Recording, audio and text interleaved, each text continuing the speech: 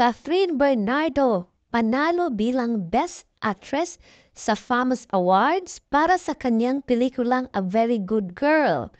Nasungkit ng aktres na si Catherine Bernardo ang kanyang kauna-unahang Best Actress Award sa 2024 Filipino Academy of Movie Arts and Sciences o FAMAS para sa pagganap sa pelikulang A Very Good Girl. Ayon sa kapamilya actress, hindi niya inaasahan ang parangal.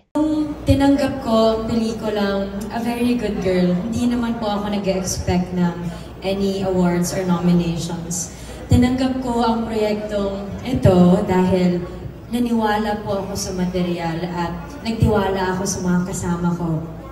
Siguro, umaapaw lang po yung saya kasi nabigyan ako ng pagkakataon na gumawa ng ganitong klaseng pelikula at minahal at sinuportahan siya ng mga tao. So maraming salamat po.